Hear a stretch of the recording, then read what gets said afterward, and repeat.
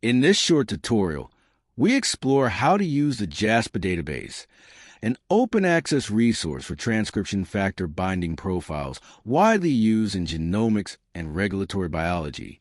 JASPA database is a curated database of transcription factor binding motifs stored as position frequency matrices.